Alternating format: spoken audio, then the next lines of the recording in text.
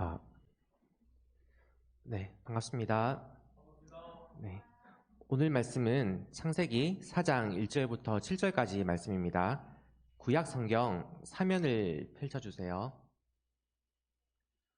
구약 성경 사면 창세기 4장 1절부터 7절까지 말씀입니다.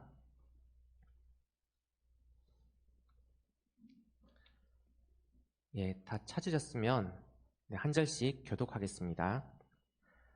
아담이 그의 아내 하와와 동침하매 하와가 임신하여 가인을 낳고 이르되 내가 여호와로 말미암아 등남하였다 하니라.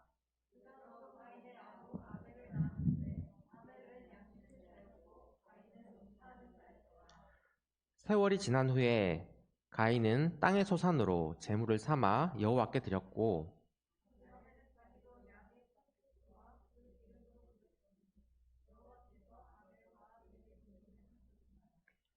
가인과 그의 제물은 받지 아니하신지라. 가인이 몹시 분하여 안색이 변하니.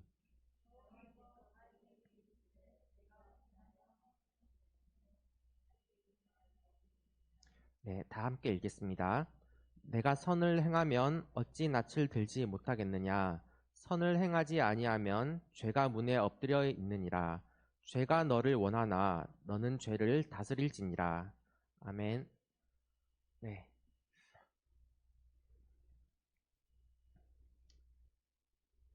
한 주간도 다들 잘 지내신 것 같은데 전도사님도 거룩하고 복된 주일에 이렇게 다시 여러분을 직접 만나서 예배를 드릴 수 있게 돼서 정말 감사합니다. 전도사님이 한 주 동안 자유롭게 예배를 드리는 예배의 소중함에 대해서 생각을 많이 해봤는데요. 혹시 이 자리에 나온 여러분 중에서 오늘 이렇게 예배를 드리는 이 순간이 그리고 이 시간이 당연하게 주어지는 것으로 생각하는 사람들도 있을지 모르겠습니다. 우리가 이렇게 만나서 예배를 드리는 것은 당연한 것이 아닙니다. 전적으로 하나님의 은혜예요. 하나님이 우리의 몸과 마음과 환경을 지켜주셨기에 이 예배의 자리에 우리가 함께 모여 있을 수 있는 것입니다. 하나님은 우리의 진실한 예배를 기뻐 받으십니다. 예배를 통해서 하나님께 영광을 돌리는 이 시간은 우리의 일주일간의 시간 중에서 그만큼 특별한 시간이고 그만큼 또한 거룩한 시간입니다. 우리가 교회에 예배드리러 오는 가장 큰 이유는 하나님의 말씀을 듣고 이 예배 가운데 하나님을 만나기 위해서 오는 것입니다. 자, 그런데 우리가 이렇게 소중한 예배를 드리는데 1년 동안 빠지지 않고 꾸준히 계속 다 나오게 된다면 우리는 총 몇 번 정도의 예배를 드리게 될까요? 1년에 최소 52번의 예배를 드리게 됩니다. 2년이 만약에 넘는다면 100번이 넘는 그런 예배를 드리게 되겠죠. 만약 교회를 다니고 예배를 다닌 시간이 길다면 그렇게 긴 만큼 또한 예배를 많이 드리게 될 것입니다. 그런데 이렇게 많은 예배를 드리는 동안에 우리의 삶은 이 예배를 통해서 어떻게 바뀌게 되었을까요? 혹시 이런 부분에 대해서 생각을 해본 적이 없다면 지금부터라도 한번 생각을 해보아야 합니다. 예배의 자리는 예수님과 만나는 자리이기 때문입니다. 마태복음 18장 20절 말씀을 함께 보겠습니다. 네, 함께 읽어보겠습니다. 두세 사람이 내 이름으로 모인 곳에는 나도 그들 중에 있느니라. 예수님께서는 두세 사람만 모인 곳에서도 예수님께서 함께 하신다고 나와 있어요. 그런데 우리는 지금 두세 사람보다 훨씬 많은 숫자가 이곳에 모여 있죠. 당연히 지금 이 순간에도 이 예배 가운데도 예수님께서 그리고 하나님께서 우리와 함께 하십니다. 이처럼 예배 가운데 함께 하시는 예수님을 우리는 예배를 통해서 예배를 드리며 만나야만 합니다.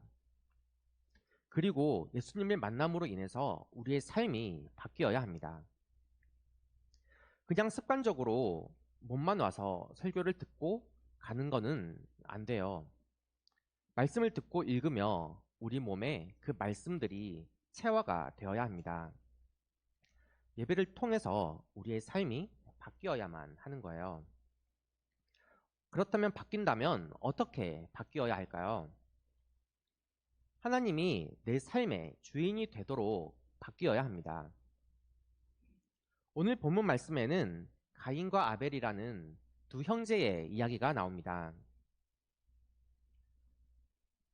저번 시간에 하나님 말씀에 불순종해서 에덴 동산에서 쫓겨난 아담과 하와의 이야기를 했었는데요.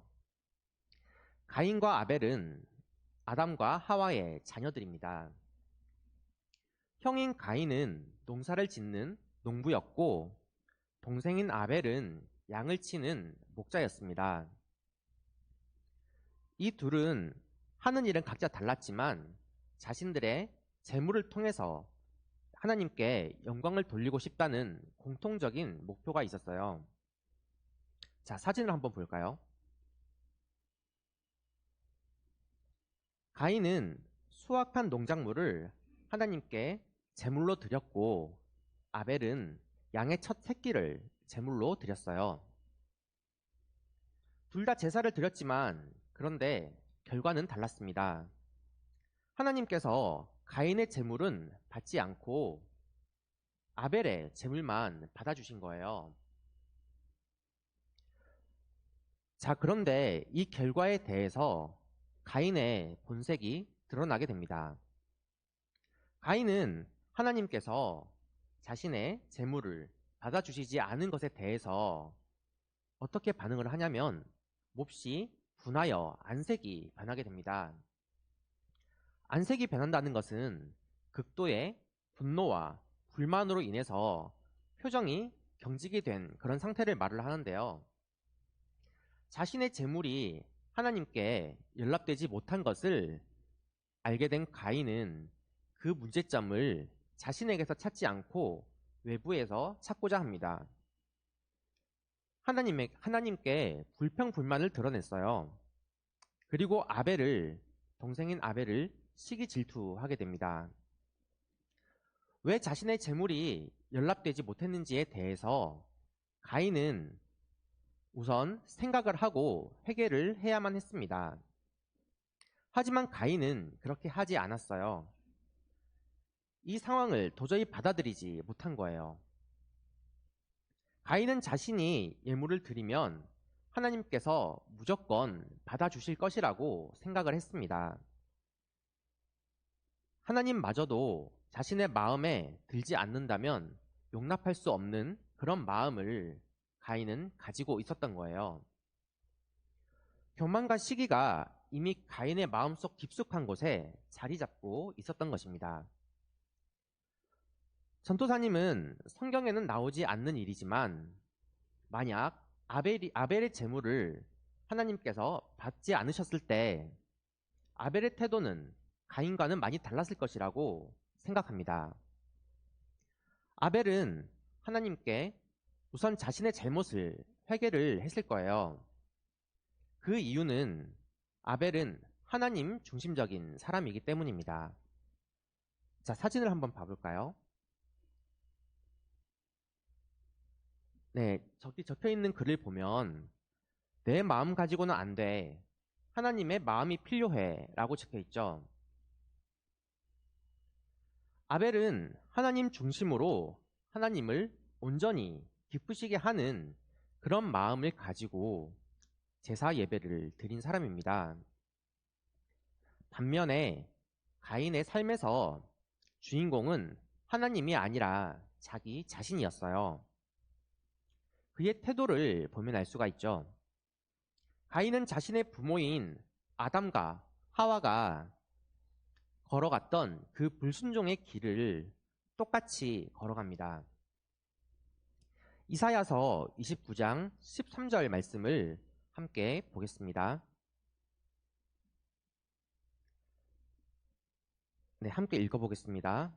주께서 이르시되 이 백성이 입으로는 나를 가까이 하며 입술로는 나를 공경하나 그들의 마음은 내게서 멀리 떠났나니 그들이 나를 경외함은 사람의 계명으로 가르침을 받았을 뿐이라. 예배는 겉으로 보여지는 것이 중요한 것이 아니라 철저하게 예배자의 마음이 하나님을 향해 있는 것이 중요합니다. 나는 죽고 내 안에 거하시는 그리스도께서 사시는 것입니다. 가인은 하나님 중심의 예배를 드리지 않았습니다. 방금 읽은 이사야서 말씀처럼 겉으로는 하나님을 공경하나 속마음은 하나님을 멀리 떠나 있었어요. 하나님 중심 예배가 아니라 자기가 중심이 되는 자기 자신을 위한 예배를 드린 거예요. 그러니 당연히 하나님께서 가인의 제사를 받지 않으신 것입니다. 하나님은 부족함이 없으신 분이세요. 재물의 가치는 중요하지가 않습니다. 농작물이냐 아니면 새끼 양이냐가 중요한 것이 아니라 그런 재물 자체가 중요한 것이 아니라 결국은 하나님을 향해 드리는 그 마음을 보시고 그 마음을 받으시는 거예요.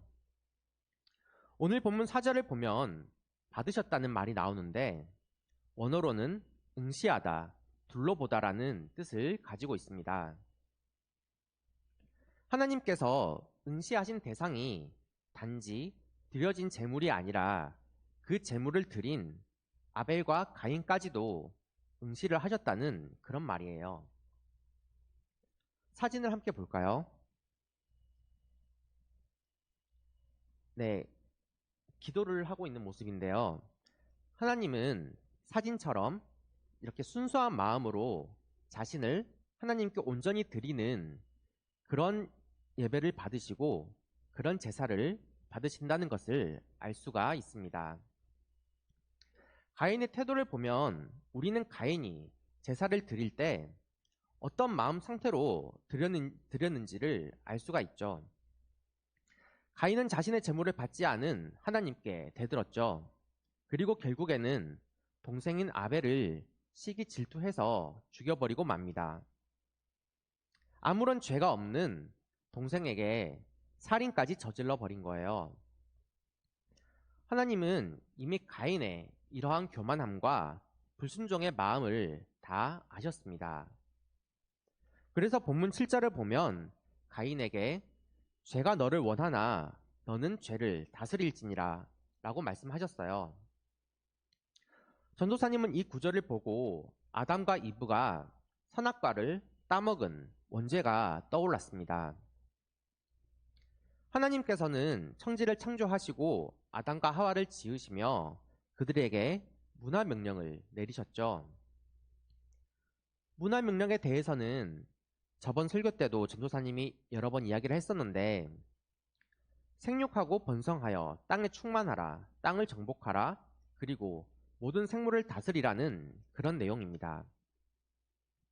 그런데 아담과 이브는 모든 생물을 다스리기는커녕 뱀의 유혹에 넘어가서 하나님께 불순종이라는 큰 죄를 짓고 결국은 에덴 동산에서 쫓겨나게 되죠. 인류가 지은 최초의 죄예요. 죄를 다스리는 것이 아니라 죄에 지배당하는 삶을 살게 된 것입니다. 하나님이 금지했던 선악과를 따먹고 눈이 밝아지게 되고 그 눈으로 인해서 아담과 하와는 하나님을 피하게 된 것입니다. 불순종으로 인해서 죄를 범했고 그 죄는 하나님과 인간의 사이를 멀어지게 만든 것입니다. 하나님은 선악과를 따먹게 된다면 이러한 결과가 나올 것을 미리 알고 계셨어요. 그래서 그렇게 먹지 말라고 말을 하신 것입니다. 그런데 가인에게도 똑같이 죄에 의해서 지배당하지 말고 죄를 다스리라고 하나님께서 말씀해 주십니다. 하지만 가인은 어떻게 반응을 하나요? 바로 다음 절인 8절을 보면 가인은 자신의 아우인 아벨을 죽여버리고 맙니다. 하나님의 말씀에 전혀 순종하지 않았어요. 그렇게 가인은 하나님과 더욱더 멀어지게 되고 결국은 그 대가를 치르게 됩니다. 성경을 보면 우리는 가인의 행동을 보며 왜 하나님 중심적으로 살아야 하는지를 알 수가 있죠. 하나님 중심인지 자기 중심인지 판가름이 나는 것은 하나님께 기꺼이 순종하는 마음을 가지고 있느냐 없느냐의 차이입니다. 내 마음에 하나님보다 나를 더욱 중요시하는 그런 마음이 있다면 말씀의 진정으로 순종하기가 어렵겠죠. 우리는 예배 시간에 순종으로 나아가야 합니다. 사무엘상 15장 22절 말씀을 함께 보겠습니다. 네, 함께 읽어보겠습니다. 사무엘이 이르되 여호와께서 번제와 다른 제사를 그의 목소리를 청종하는 것을 좋아하심 같이 좋아하시겠나이까. 순종이 제사보다 낫고 듣는 것이 수양의 기름보다 나으니. 이 구절을 통해서 우리는 예배에 있어서 하나님 말씀에 순종하는 것이 무엇보다 중요한 것이라는 것을 우리는 알 수가 있습니다. 방금 읽은 구절은 선지자 사무엘이 사울 왕에게 한 말이에요. 여러분 중에 사울 왕에 대해서 들어본 사람이 있을 것입니다. 사울 왕은 이스라엘 민족 최초의 왕이었어요. 선지자 사무엘이 머리에 기름을 부어서 축복해 주었던 말 그대로 하나님께 축복을 받았던 그런 사람입니다. 하지만 사울 왕은 하나님의 말씀에 순종하지 않았고 자기 중심적인 그런 삶을 살아갑니다. 그 결과 사울 왕은 하나님께로부터 버림을 받게 되고 선지자 사무엘은 하나님의 말씀에 따라서 다시 목동이었던 다윗에게 기름을 부어주고 축복을 해주게 됩니다. 하나님의 은총이 사울에서 다윗에게로 넘어간 거예요. 이후 다윗은 왕이 되었고 우리가 잘 알다시피 가장 하나님 중심적인 삶을 살아가는 그런 왕이 되었습니다. 이처럼 우리는 성경을 통해서 자기 중심으로 살아가는 사람과 하나님 중심으로 살아가는 사람 두 분류로 나누어진다는 것을 알 수가 있어요. 오늘 본문에 나온 가인과 사울 왕은 자기 중심으로 살아간 사람들입니다. 반면에 아벨과 다윗 왕은 하나님 중심으로 살아간 사람들이에요. 예배도 마찬가지입니다. 자기 중심적인 예배를 드리느냐 아니면 하나님 중심적인 예배를 드리느냐, 이 차이는 결국 마음 깊은 곳에 하나님에 대한 믿음의 문제로 귀결이 됩니다. 우리가 예배를 드리는 시간은 전적으로 하나님의 것입니다. 우리의 것이 아닙니다. 그렇기에 하나님께 전적으로 내려놓고 순종해야만 하는 것입니다. 하나님이 가장 우선이 되어야 하는 거죠. 요한복음 4장 24절 말씀을 함께 보겠습니다. 네, 하나님은 영이시니 예배하는 자가 영과 진리로 예배할지니라. 네, 한 주간도 나 자신이 아닌 하나님 안에서 영과 진리로 예배하는 그런 삶을 살아가는 우리 샤인 중등부가 되기를 바랍니다. 네, 기도하겠습니다.